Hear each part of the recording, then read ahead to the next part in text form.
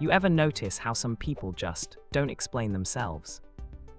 You ask them why they did something and they give you a sentence, maybe half a sentence, no backstory, no justification tour, just a calm, "it felt right." Or worse, a polite smile and silence. Meanwhile, your mind starts spinning. Were they offended? Are they hiding something? Did you miss a signal?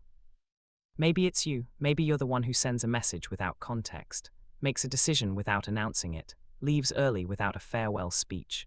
You don't feel the need to explain every move, but other people seem oddly unsettled by that. And here's the funny part: the less you explain yourself, the more people project onto you. Confidence, arrogance, mystery, coldness, depth, rudeness, wisdom, sometimes all at once. So what's really going on with people who rarely explain themselves? It turns out it's not one personality type. It's a quiet pattern with very different reasons behind it. Some people stop explaining themselves because they learned it doesn't work.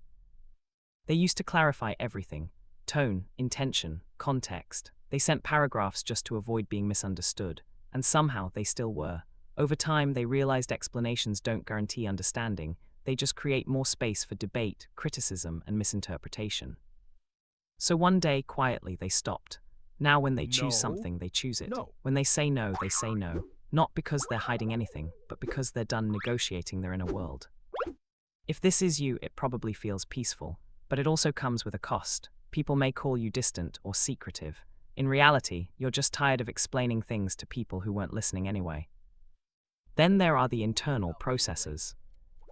These are the people who think deeply before they speak. They run entire simulations in their head. By the time they say something out loud, the decision already feels settled, final. So when someone asks, "Why did you do that?" the question feels late. How do you explain something that happened silently, intuitively, emotionally? You can't, so you don't try. From the outside, it looks like withholding. From the inside, the explanation simply doesn't exist in words yet. It was pattern recognition, experience, a feeling that quietly said, "This is it."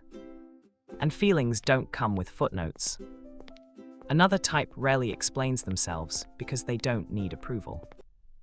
They're not loud, they're not rebellious, but they move with quiet independence. They don't ask for permission. They don't rehearse decisions out loud. They just act.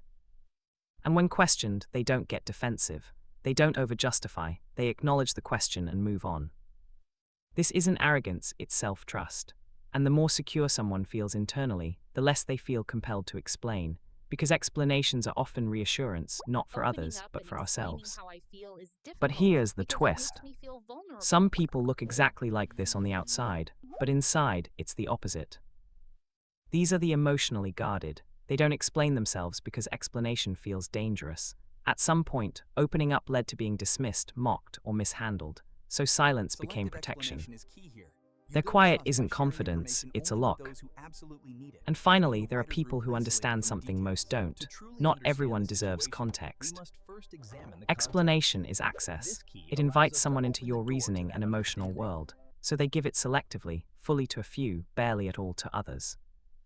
If you relate to this, you're not avoiding communication, you're curating it. So when you don't explain yourself, what are you protecting? Your energy, your autonomy, your peace. Or something you're not ready to voice yet. Maybe you're one type, maybe you're several. Quiet patterns often hold the deepest stories. Which one felt closest to you?